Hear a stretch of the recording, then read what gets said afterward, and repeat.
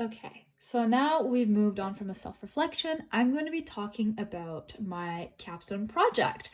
I'm actually really excited to share this with you because I've been working on this nonstop all the time. Anytime I get any free time in my busy little academic life, I'm really excited to actually show you this. So this is called a dental hygienist's handy art book. So I actually painted the cover. This was not the actual cover, but I painted it black and then I decided to do like a little white box around it. And I wanted to focus and emphasize on the mouth. The first couple of tries of me painting this was actually aggravating because I could just not get it right. And through my problem solving, so I use problem solving, I had to repaint it, and I actually used a mirror this time. If you're an artist, you would know that when you use a mirror, or if you just invert your photo or art project inverted on a digital iPad or whatever, you would know and you would see the differences. You would see your mistakes. It feels a little awkward. And so that's how I kind of did my own cover, because the first time it was just not that great. I was not proud of it, so I kept retrying and retrying, and I used a mirror eventually. Anyways, let's actually get to the content table.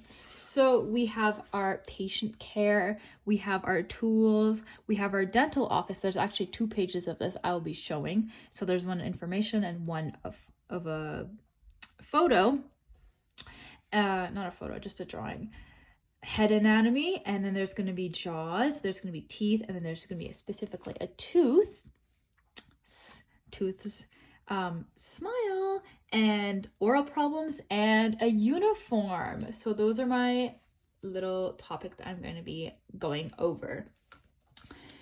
Okay, so you could read this if you'd like. I'm just going to be quickly going over this. So I talk about how to maintain a professional relationship with patients, and how it reinforces a safe, respectful environment for both parties, and we must uphold ethical standards as in any conversation, or such as not engaging in any conversation and or joke that involves discrimination towards a certain race, religion, sexual orientation, gender, etc.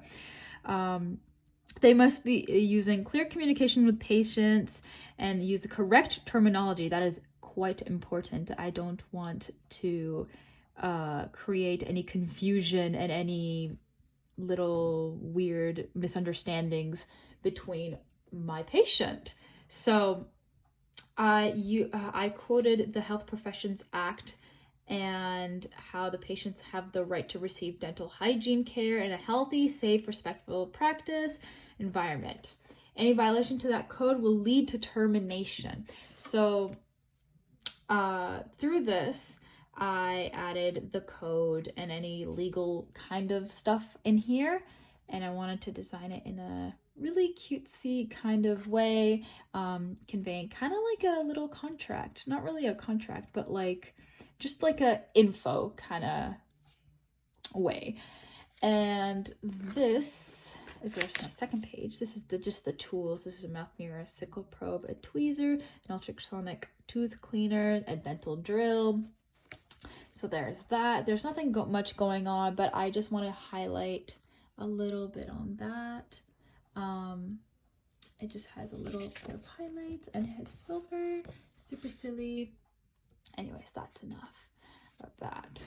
Anyways, so here is actually my dental office. So your dental office should be a clean and organized space with every tool placed in its designated spot, creating a clutter-free space that allows you to work in and your patients to feel comfortable and safe in without any hazardous materials spilling out. It also creates a professional look on your end as a dental hygienist. So, and in those like little rooms in the dental office, you would want to have a clean and organized space. So I'm going to be showing you right here, right there. This is what it should look like, and this is what it shouldn't look like. So it shouldn't have any cluttered space and shouldn't have wires everywhere. There's going to be a confused patient. And once you have a clean and organized office, you'll have a happy patient.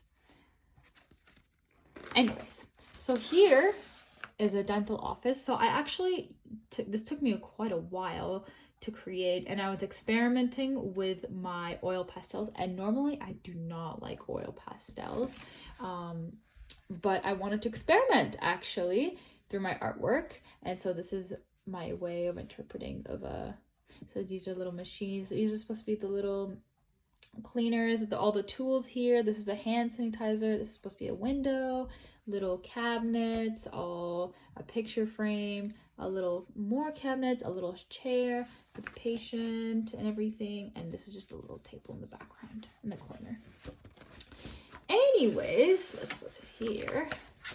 So here is my head anatomy. So I wanted to go for more of a realistic approach to this, and I actually learned a lot over here. I did not know a lot of the terms that were used throughout the face and the head. It was quite actually eye-opening of how many things we actually label, and this is just the front and the side.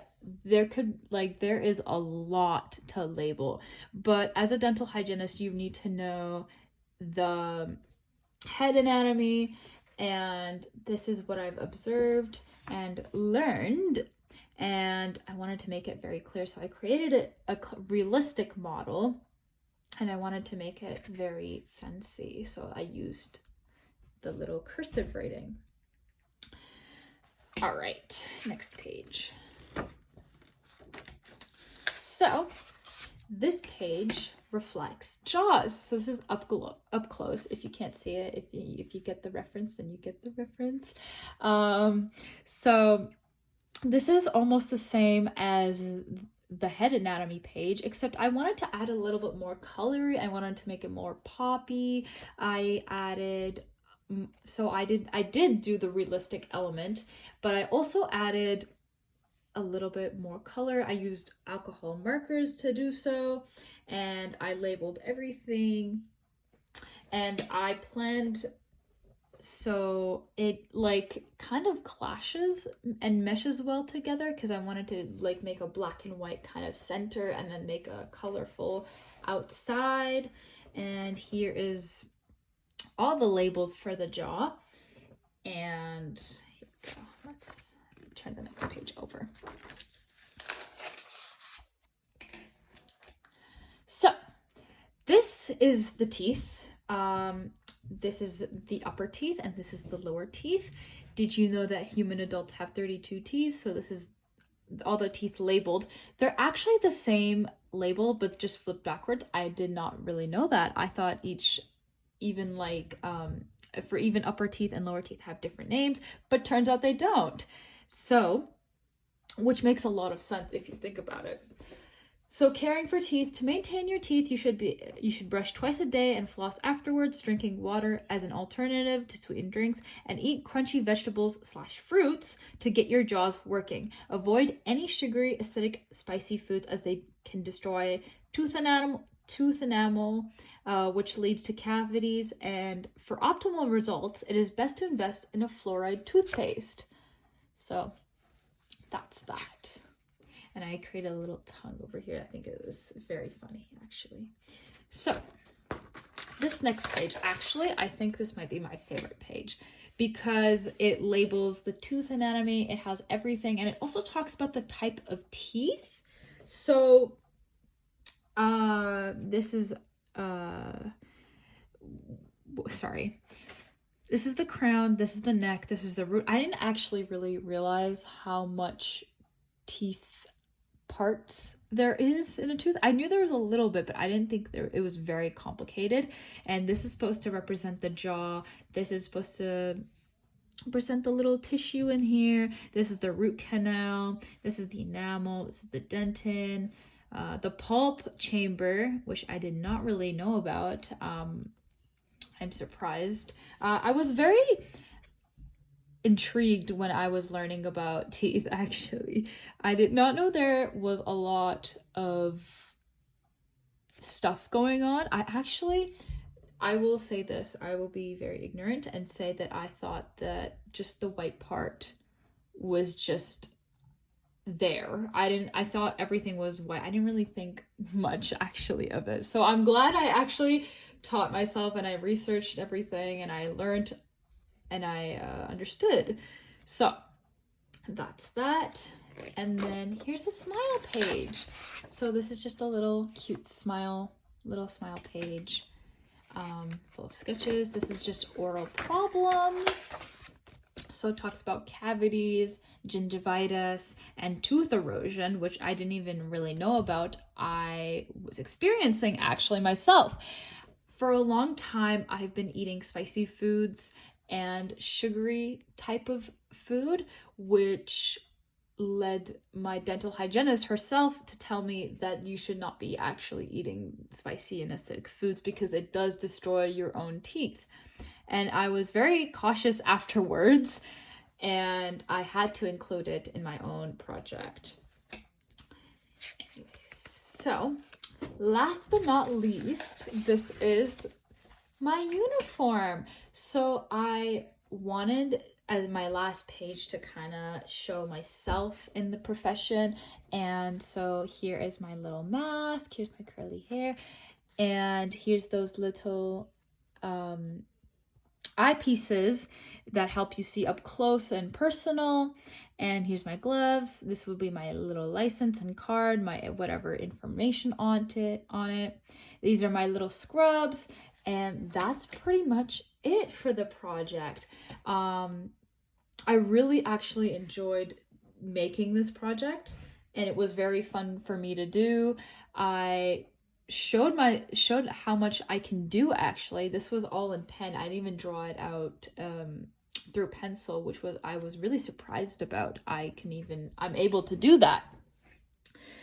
And so I showed this sketchbook to my friends, and they thought it was a really cool idea, and I got a lot of feedback from my mentor and my friends who have said this is a really great idea and a great way to convey your knowledge and learning. And I did talk about how I really want to kind of present my information in a visual manner rather than just like words. I don't really enjoy writing my stuff in words, and I just wanted to show my stuff in a visual manner, and I'm really glad that I did. So yeah, so this is the end of my sketchbook. So thank you.